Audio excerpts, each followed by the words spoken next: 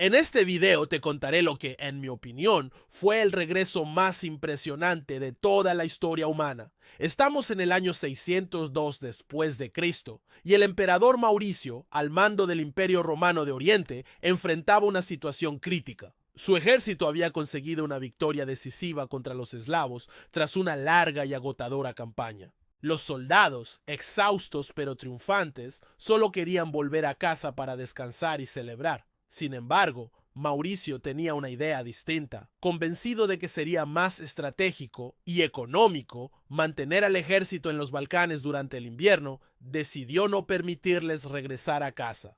Esta decisión provocó la furia de las tropas, que desobedeciendo órdenes emprendieron el camino de vuelta a Constantinopla. Al llegar, bajo el liderazgo de un oficial ambicioso llamado Focas, tomaron la capital. Lo que siguió fue una masacre. Focas asesinó sin piedad a los hijos de Mauricio y luego al propio emperador. Con toda la línea dinástica eliminada, se coronó como nuevo gobernante del imperio. Pero lo peor estaba por venir. Focas, ya en el trono, se convirtió rápidamente en uno de los líderes más crueles que Roma haya conocido. Su reinado se caracterizó por el miedo y la violencia. Cualquier persona que se atreviera a cuestionar su poder era torturada o ejecutada. Aunque su toma del poder pareció sencilla, cometió un error que le costaría caro. Una década antes de que todo esto ocurriera, el emperador Mauricio había hecho algo extraordinario. Intervino en la política de Persia para ayudar al joven rey Cosro II a recuperar su corona que le había sido arrebatada por un general rebelde. Esta intervención, lejos de provocar más conflictos, unió a dos enemigos históricos. Así nació una insólita alianza entre Bizancio y Persia, marcando el fin de siglos de hostilidad y el inicio de una era de estabilidad en la región. Sin embargo, todo cambió abruptamente cuando Cosro se entera del asesinato de Mauricio. El rey persa, devastado por la noticia de la muerte de quien consideraba más que un aliado, su hermano en espíritu, rechaza la idea de mantener la paz con el usurpador. Con un grito de venganza, rompe el tratado y declara la guerra al Imperio Romano de Oriente, decidido a castigar al asesino de su amigo. Cosro no escatima recursos. Confía la campaña militar a su comandante más brillante, Sharbaraz, quien lidera una ofensiva feroz contra las provincias orientales del imperio. Las defensas romanas, bajo el mando incompetente de Focas, no pueden contener el avance. Las derrotas se acumulan y para el año 608 el imperio se encuentra al borde del colapso total, sumido en el caos y la desesperación. Si te está gustando este video, por favor suscríbete y dale me gusta. Ahora sí continuamos. Los Balcanes han caído casi por completo en manos de los eslavos. En el este, los persas ya controlan Mesopotamia y buena parte de Siria. El Imperio Romano de Oriente, debilitado y sitiado por todos lados, está a punto de desaparecer. El pueblo, desesperado, clama al cielo por una señal, por un líder que pueda rescatarlos del abismo. Y ese líder surge de donde nadie lo esperaba. En octubre del año 610 d.C., una rebelión emerge desde el norte de África. Un ejército proveniente de esas provincias avanza decidido hacia Constantinopla, al mando de un joven y decidido comandante, Heraclio, hijo del gobernador de Cartago. Harto de ver cómo Focas lleva al imperio al desastre, Heraclio se convence de que él puede devolverle la gloria a Roma. Al llegar a Constantinopla, Heraclio se encuentra con una escena desgarradora. Una ciudad famélica, dominada por el miedo. Los romanos, antes orgullosos y poderosos, están reducidos a la desesperación. Ante tal panorama, incluso los que deberían defender a Focas lo abandonan. Su propia guardia imperial, liderada por su cuñado, lo entrega sin resistencia. Heraclio no puede ocultar su decepción al ver que la propia guardia imperial traicionó a Focas sin dudarlo. Mirando al derrocado emperador a los ojos, le lanza una pregunta cargada de indignación. ¿Así es como administraste el imperio? La respuesta de Focas es fría, arrogante, como si no entendiera la magnitud del daño causado. ¿Y acaso vos podrías hacerlo mejor? Con Focas ejecutado y su breve pero sangriento reinado finalizado, la iglesia reconoce a Heraclio como el nuevo emperador. Su primera acción es diplomática. Intenta restablecer relaciones con los persas, argumentando que el asesino de Mauricio ya ha sido castigado. Pero las intenciones de Cosro han cambiado. La venganza ha quedado atrás. Ahora quiere apoderarse de todo lo que queda del Imperio Romano. Ante el rechazo persa, Heraclio entiende que no habrá paz. Decide entonces tomar las riendas del ejército en persona, algo que ningún emperador había hecho en más de 200 años. A pesar de las advertencias de sus consejeros, que consideran la decisión arriesgada, él cree que ya no puede confiar en nadie. Todos los generales han fracasado. Si quiere salvar al imperio, tendrá que hacerlo él mismo. Corre el año 613 d.C. Heraclio, decidido a cambiar el curso de la guerra, reúne la mayoría de las fuerzas del imperio y marcha hacia Antioquía. Su objetivo, enfrentarse cara a cara con Sharbaraz, el temido general persa. Está convencido de que este es el momento de probarle al mundo que él es el salvador que Roma necesita. Pero lo que sigue es un desastre monumental. Heraclio sufre una derrota aplastante. Antioquía es saqueada sin piedad y él apenas logra escapar del campo de batalla con vida. Su apuesta por una victoria decisiva se transforma en tragedia y las malas noticias no terminan ahí. Damasco cae poco después. Y luego, Jerusalén.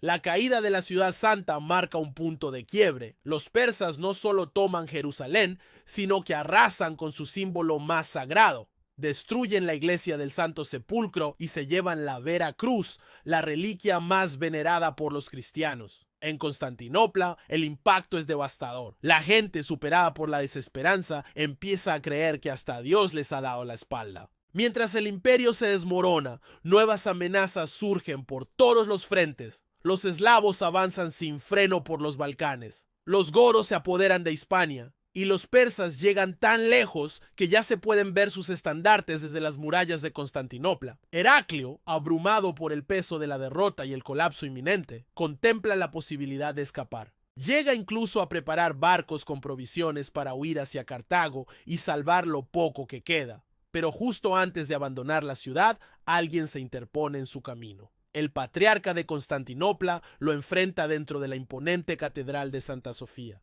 Allí, con solemnidad, le exige que jure permanecer junto a su pueblo. Le asegura que Dios no los ha olvidado y como muestra de fe le ofrece los tesoros de la iglesia para financiar la resistencia contra los invasores. Heraclio, conmovido por ese acto de fe y recordando el coraje de emperadores como Constantino y Justiniano, cambia de rumbo, decide no huir. El imperio no será abandonado. Desde ese momento se compromete a luchar hasta el final. Con Sharbaraz enfocado en conquistar Egipto, Heraclio recibe un inesperado respiro. Aunque el imperio ha quedado reducido prácticamente a Constantinopla y sus alrededores, ese pequeño margen le basta. El pueblo, agotado pero leal, sigue creyendo en él. La iglesia, firme a su lado, le ofrece todo su respaldo. Es entonces cuando Heraclio toma una decisión audaz. Ya no jugará a la defensa. Ahora, contra toda lógica, pasará al ataque. Ordena fundir cada objeto de valor, oro, plata, joyas sagradas, para financiar su campaña militar. La ciudad entera responde al llamado. Todos aportan algo. Mientras tanto, el emperador se sumerge en los escritos militares de Mauricio, el Estrategicón, y dedica cada día a preparar a su nuevo ejército. Durante 9 años, entrena sin descanso a sus hombres. Ya no son simplemente soldados. Se convierten en una fuerza de élite, el último gran ejército romano. Son pocos, pero están decididos a luchar con la furia de un imperio que se niega a morir. El 4 de abril del año 622 d.C., Heraclio parte de Constantinopla con una determinación feroz. Puede que sea la última vez que vea su ciudad, pero no dura. Con un ícono de Cristo en sus manos y la esperanza del imperio sobre sus hombros, marcha al frente de su ejército. Para él y sus hombres, este no es solo un viaje militar. Es una cruzada entre la gloria o el fin. Su primera gran prueba llega en Anatolia, donde se enfrenta nuevamente a Sharbaraz.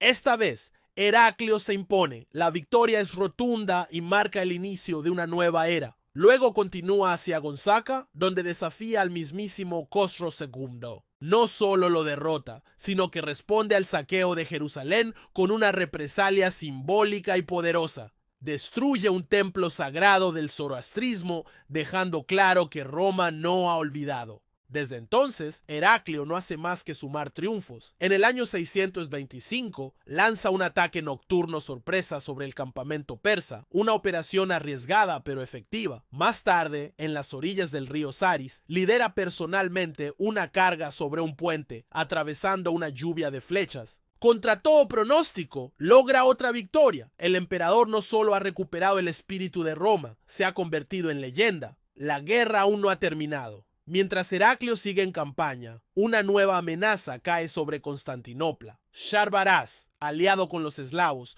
reúne un enorme ejército de 80,000 soldados y rodea la capital. Pero Heraclio toma una decisión que sorprende a todos. No regresa. Cree que la fe del pueblo y la protección divina bastarán para resistir. En el año 626, la ciudad es sitiada durante un mes. Y contra todo pronóstico resiste. No logran conquistarla. Cosro, cada vez más impaciente, reacciona con furia. Ordena la ejecución de Sharbaraz. Pero Heraclio se adelanta, intercepta el mensaje, lo manipula y añade los nombres de 400 oficiales persas como supuestos traidores. Luego lo entrega al propio Sharbaraz. El efecto es inmediato. Sintiendo la traición, el general cambia de bando. Su ejército se retira, abandonando la causa persa. Heraclio entiende que es el momento de dar el golpe final. Aunque es pleno invierno, no duda. El 12 de diciembre del año 627, en las ruinas de la antigua ciudad de Nínive, pone en marcha una estrategia audaz.